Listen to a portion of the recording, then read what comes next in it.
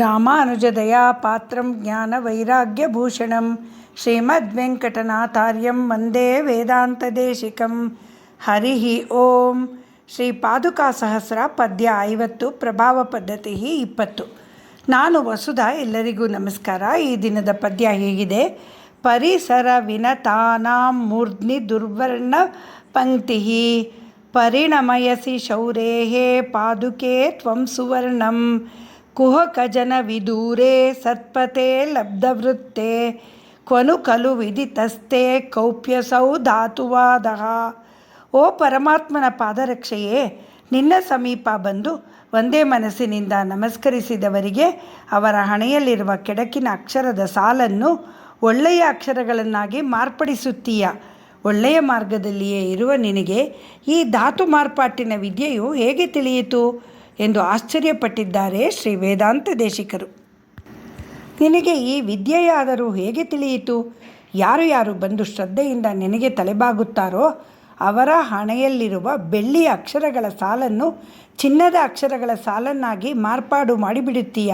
ಅಂದರೆ ಅವರ ಕೆಟ್ಟ ಹಣೆ ಬರಹವನ್ನು ಅಳಿಸಿ ಒಳ್ಳೆಯ ಹಣೆಯ ಬರವನ್ನಾಗಿ ಮಾಡಿಬಿಡುತ್ತೀಯಲ್ಲ ಎಂದು ಹೇಳುತ್ತಿದ್ದಾರೆ ಶ್ರೀ ವೇದಾಂತ ದೇಶಿಕರು. ಅವರ ಪ್ರಶ್ನೆಯಲ್ಲೇ ಉತ್ತರವೂ ಇದೆ.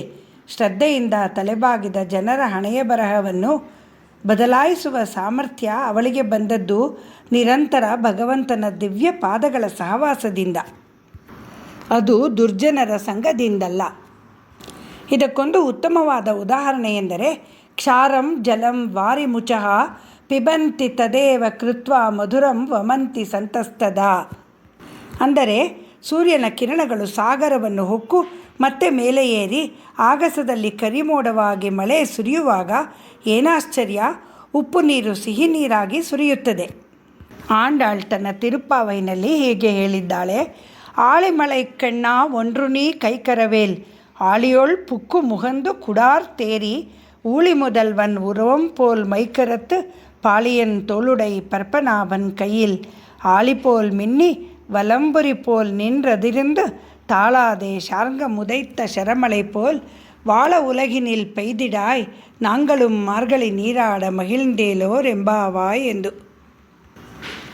ಗಂಭೀರವಾದ ಅಗಾಧವಾದ ಮಳೆಗೆ ದೇವತೆಯಾದ ಪರ್ಜನ್ಯನೇ, ನೀನು ಔದಾರ್ಯದಿಂದ ಸಮುದ್ರದಲ್ಲಿ ಪ್ರವೇಶಿಸಿ ನೀರನ್ನು ಮುಗಿದುಕೊಂಡು ಆಕಾಶದಲ್ಲಿ ಮೇಲಕ್ಕೆ ಹೋಗಿ ನೀಲಮೇಘ ಶ್ಯಾಮನ ದಿವ್ಯ ಶರೀರದಂತೆ ನಿನ್ನ ಶರೀರವು ಅತಿ ಸುಂದರವಾಗಿ ನೀಲವರ್ಣವಾಗಿ ಸುದರ್ಶನ ಚಕ್ರದಂತೆ ಮಿಂಚಿನಂತೆ ಹೊಳೆಯುತ್ತಾ ಶಂಖದಂತೆ ಗುಡುಗುತ್ತಾ ಘೋಷಿಸುತ್ತಾ ಶಾರ್ಂಗ ಧನುಸ್ಸಿನಿಂದ ಸುರಿಯುವ ಬಾಣಗಳಂತೆ ಮಳೆಯನ್ನು ವಿಚ್ಛಿನ್ನವಾಗಿ ಸುರಿಸಿಬಿಡು ಎಂದಿದ್ದಾಳೆ. ಆಂಡಾಳ್ ತಾಯಿಯದು ಅದ್ಭುತ ಕಲ್ಪನೆ. ಮೋಡಗಳಲ್ಲೂ ಮಳೆಯಲ್ಲೂ ಗುಡುಗಿನಲ್ಲೂ ಮಿಂಚಿನಲ್ಲೂ ಭಗವಂತನ ಸ್ವರೂಪವನ್ನೇ ಕಾಣುತ್ತಾಳೆ. ಹಾಗೆ ವೇದಾಂತ ದೇಶಿಕರು ಪಾದುಕಾದೇವಿಯ ಸ್ಪರ್ಶಕ್ಕೆ ಹೇಗೆ ಹಣೆಯ ಬರಹವೇ ಚಿನ್ನದ ಅಕ್ಷರಗಳಿಂದ ಹೊಳೆದು ಮನುಷ್ಯನ ದುರ್ವಿಧಿಯನ್ನೇ ಬದಲಾಯಿಸಿ ಭಾಗ್ಯವಂತರನಾಗಿ ಮಾಡುತ್ತದೆ ಎಂದಿದ್ದಾರೆ. ಇದರಲ್ಲಿ ಯಾವ ಉತ್ಪ್ರೇಕ್ಷೆಯೂ ಇಲ್ಲ. ದುಷ್ಟ ಜನರ ಸಹವಾಸ ಕ್ರಮೇಣ ದುರ್ಬುದ್ಧಿಯನ್ನು ಕೊಡುವಂತೆ ಸತ್ಸಂಗವು ಕ್ರಮೇಣ ಸದ್ಬುದ್ಧಿಯನ್ನು ಕೊಟ್ಟು ಜೀವನದ ಪಥವನ್ನೇ ಬದಲಾಯಿಸಿಬಿಡುತ್ತದೆ. ಮಹಾಭಾರತದಲ್ಲಿ ಕರ್ಣ ಅಶ್ವತ್ಥಾಮರುಗಳು ದುರ್ಯೋಧನ ದುಶ್ಯಾಸನ ಶಕುನಿಗಳ ನಿರಂತರ ಸಹವಾಸದಿಂದ ಕೆಟ್ಟರು. ದ್ರೌಪದಿ ಮಾನಭಂಗಕ್ಕೆ ಉತ್ತೇಜನ ಕೊಡುವಂತಹ ನೀಚ ಕೆಲಸವನ್ನು ಮಾಡಿದರು. ಚಕ್ರವ್ಯೂಹ ಪ್ರವೇಶಿಸಿದ್ದ ಬಾಲಕ ಧೀರ ಅಭಿಮನ್ಯುವನ್ನು ಕರುಣೆ ಇಲ್ಲದೆ ಹಿಂದಿನಿಂದ ಇರಿದು ಕೊಂದರು. ಹೀನವಾಗಿ ವರ್ತಿಸಿದರು. ಬಾಲಕರಾದ ಉಪಪಾಂಡವರ ಕತ್ತುಗಳನ್ನು ರಾತ್ರಿ ಮಲಗಿರುವ ಸಮಯದಲ್ಲಿ ಬರ್ಬರವಾಗಿ ಕತ್ತರಿಸಿ ಹಾಕಿದರು. ಅದು ದುರ್ಜನರ ಸಹವಾಸದ ಫಲ.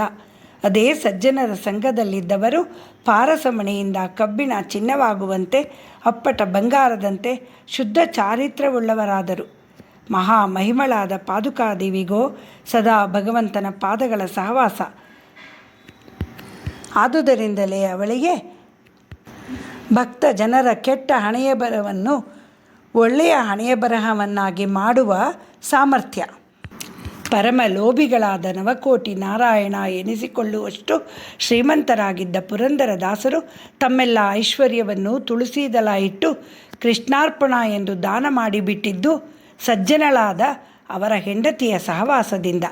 ಹೆಂಡತಿಯ ದೈವಭಕ್ತಿಯ ಸಹವಾಸದಿಂದ, ಅವಳ ದಾನ ಧರ್ಮಗಳಿರುವ ಬುದ್ಧಿಯ ಸಹವಾಸದಿಂದ, ಅಂತಹ ಸಜ್ಜನಳಾದ ಹೆಂಡತಿಯ ಸಹವಾಸದಿಂದ ಅವರ ಹಣೆಯ ಬರಹವೇ ಬದಲಾಗಿ ಹೋಯಿತು.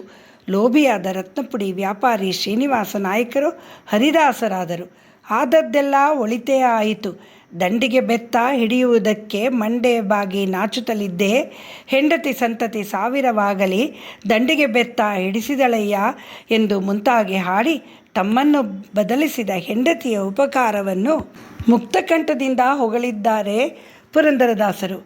ಶ್ರೀಮಂತರಾಗಿದ್ದ ಶ್ರೀನಿವಾಸ ನಾಯಕರು ಅಗಣಿತ ಐಶ್ವರ್ಯವನ್ನು ತ್ಯಾಗ ಮಾಡಿ ಶ್ರೀ ವ್ಯಾಸರಾಯರಲ್ಲಿಗೆ ಹೋಗಿ ಶಾಸ್ತ್ರಜ್ಞಾನಗಳನ್ನು ಪಡೆದರು. ಅಂದಿನಿಂದ ಪುರಂದರದಾಸರಾಗಿ ನಿತ್ಯ ಭಿಕ್ಷಾಟನೆಯಿಂದ ಜೀವನ ಸಾಗಿಸುತ್ತಾ ಭಗವಂತನ ಅನಂತ ಗುಣಮಹಿಮೆಗಳನ್ನು ಹಾಡುಗಳನ್ನು ರಚಿಸಿ ಮೃದು ಮಧುರವಾಗಿ ಭಾವ ರಾಗ ತಾಳ ಲಯ ಸುಸಂಬದ್ಧವಾಗಿ ಹಾಡುತ್ತಾ ಲೋಕಕ್ಕೆ ಜ್ಞಾನ ವೈರಾಗ್ಯ ಭಕ್ತಿಗಳನ್ನು ಬೋಧಿಸಿದರು. ಮಹಾಮಹಿಮರಾದರು. ಇವರು ಮುಂದೆ 40 ವರ್ಷಗಳ ಕಾಲ ಬದುಕಿ ಸುಮಾರು 4,75,000 ಕೀರ್ತನೆಗಳನ್ನು ರಚಿಸಿದರೆಂದು ಹೇಳುತ್ತಾರೆ. ಆದರೆ ಎಲ್ಲವೂ ಲಭ್ಯವಿಲ್ಲ. ಲಭ್ಯವಿರುವುದು ಹತ್ತಿರ 1,500 ಕೀರ್ತನೆಗಳು ಮತ್ತು ದೇವರ ನಾಮಗಳು ಎಂದು ಹೇಳುತ್ತಾರೆ. ಮಾನವ ಜನ್ಮ ದೊಡ್ಡದು, ಇದನ್ನು ಹಾನಿ ಮಾಡಿಬೇಡಿ ಹುಚ್ಚಪ್ಪಗಳಿರ ಎಂದು ಹಾಡಿದರು. ಹರಿಯ ನೆನೆಯದ ನರಜನ್ಮವೇಕೆ ಎಂದು ಹಾಡಿದರು. ಜಗದೋದ್ಧಾರಣ ಆಡಿಸಿದಳು ಯಶೋದೆ, ಜಗದುದ್ಧಾರಣ ಮಗನೆಂದು ತಿಳಿಯುತ್ತಾ ಎಂದು ಹಾಡಿದರು.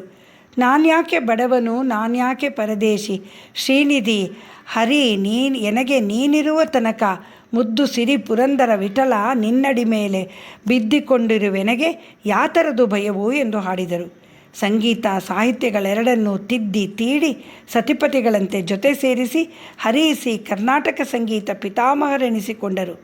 ಪುರಂದರದಾಸರು ಶ್ರೀನಿವಾಸ ನಾಯಕರಾಗಿಯೇ ಇದ್ದು ಬಿಟ್ಟಿದ್ದರೆ, ಅವರ ಹಣೆಯ ಬರಹ ಬದಲಾಗದೇ ಇದ್ದಿದ್ದರೆ ಜಗತ್ತಿಗೆ ಎಂತಹ ನಷ್ಟವಾಗುತ್ತಿತ್ತು. ಇಂದಿಗೂ ಅವರು ರಚಿಸಿದ ಕೀರ್ತನೆಗಳು ದೇವರ ನಾಮಗಳು ಕರ್ನಾಟಕದ ಮನೆ ಮನೆಯಲ್ಲೂ ಜನರ ನಾಲಿಗೆಗಳಲ್ಲಿ ನಲಿಯುತ್ತಿದೆ. ಶ್ರೀ ವೇದಾಂತ ದೇಶಿಕರು ಈ ಪದ್ಯದ ಕಾರಣದಿಂದ ಒಂದು ಉತ್ತಮವಾದ ಸಂದೇಶವನ್ನೇ ನಮಗೆ ಕೊಟ್ಟಿದ್ದಾರೆ. ಸಜ್ಜನರ ಸಂಘ ಹೆಜ್ಜೇನು ಸವಿದಂತೆ, ದುರ್ಜನರ ಸಂಘ ಕೊಚ್ಚೆಯೊಳು ಇಳಿದಂತೆ ಎಂದು ಸರ್ವಜ್ಞ ಹೇಳಿರುವಂತೆ, ಪಾದುಕಾ ದೇವಿಯಂತಹ ಸಜ್ಜನಳ ಸೇವೆ ನಮಗೆ ಅನವರತ ದೊರೆತು ನಾವು ಅವಳ ಪಾರಸಮಣಿ ಸ್ಪರ್ಶದಿಂದ ಭಗವಂತನ ಅನುಗ್ರಹಕ್ಕೆ ಪಾತ್ರರಾಗಿ ಚಿನ್ನವಾಗಬೇಕು ಎಂದಿದ್ದಾರೆ ಶ್ರೀ ವೇದಾಂತ ದೇಶಿಕರು. ಶ್ರೀ ರಂಗಮಣಿ ಪಾದುಕಾಭ್ಯಾಂ ನಮಃ. ಶ್ರೀ ನಿಗಮಾಂತ ಮಹಾದೇಶಿಕಾಯ ನಮಃ.